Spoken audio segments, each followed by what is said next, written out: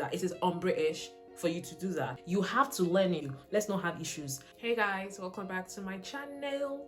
So on today's video, I'm talking about how to adapt to the UK as an international student, because when an organism leaves its primary place of habitation and goes to a new environment, it has to undergo a biological process known as adaptation. So hopefully this video will help you adapt to your new environment of the UK if you are an international student coming here or looking forward to coming here. Oh my god, why is my energy levels on a 0? Let's get started. If there's anything I mention in this video that you already do to adapt to the UK environment, drop it down in the comment section. If there's anything I say that is strange or you never thought of it, drop it down in the comment section. Trust me, I always read my comments and I always reply. Even when you don't want me to reply, I'm still gonna reply, okay? Please don't forget to hit the subscribe button. The very first thing, obviously, is to learn to talk about the weather, okay? It might not make a whole lot of sense to you at first when you arrive in the UK why people talk about the weather all the time, but when you stay here for a little over 4 months, you get to understand why the weather is the most common topic of discussion. You learn to say things like, oh, the weather looks lovely today, don't it? You know, you need to learn how to do that, because it's the number one icebreaker you can use to talk to a group of people and just, you know, start a conversation with people. The second thing is, I'm sure you already know about the British and their tea culture, but that's not what I want to talk about. What I want to say regarding the tea culture here is you should always endeavor to ask other people if they would like a cup of tea.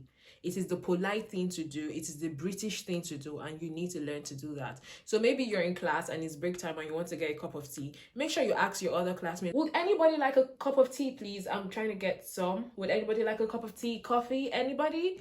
It is the polite thing to do, so make sure you do that. Or if you're working in a place and then you're making yourself a cup of tea, always endeavor to ask whoever is in that room if they would like a cup of tea also, okay? Now, the third thing, which is actually my favorite, is to ensure you smile at random strangers on the street. I don't know why they do this here, but they do it. So when you see people on the street and you're walking, if they look at you and they smile, ensure to smile back. Like, it doesn't cost anything to smile and be nice to people. So I have learned to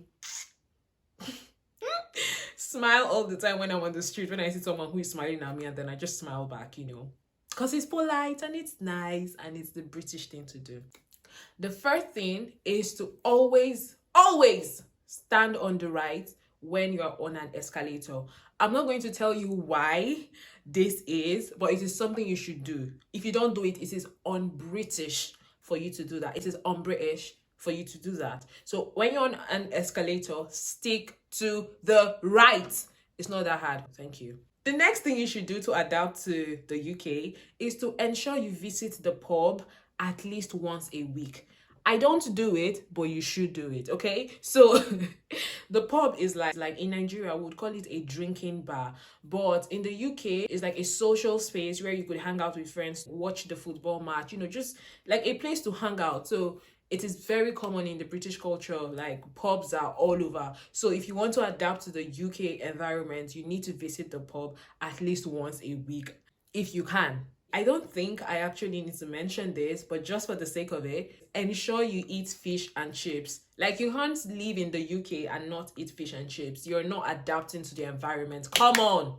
Okay? So try to eat fish and chips, even if it's once in a month, or, you know, I don't know how you want to do it, but ensure you eat fish and chips. Next point is also one of my faves, which is visit at least one European country during your time in the UK, because technically it is not considered traveling. I mean, London to Paris by train is about 2 hours. 2 hours is not a trip, come on. Kaduna to Lagos in Nigeria is 13 hours journey. That is a trip.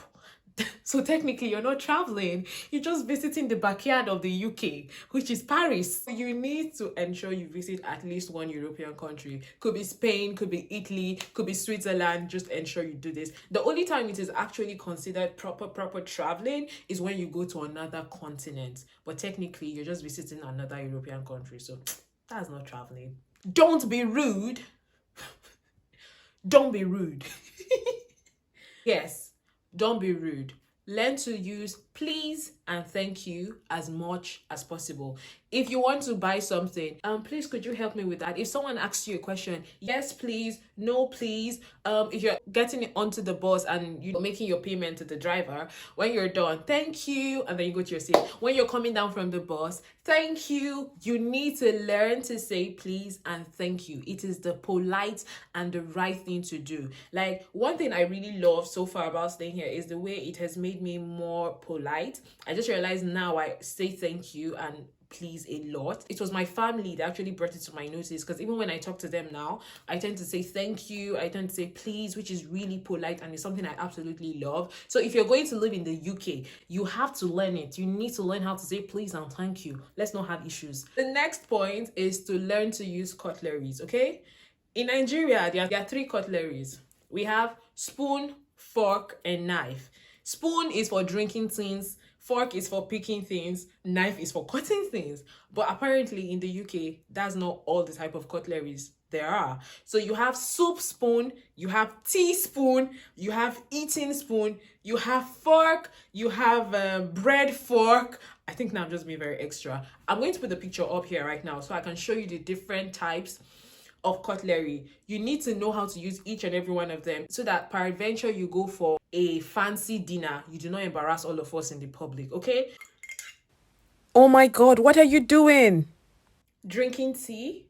When you're drinking tea in the UK, the teaspoon is for stirring.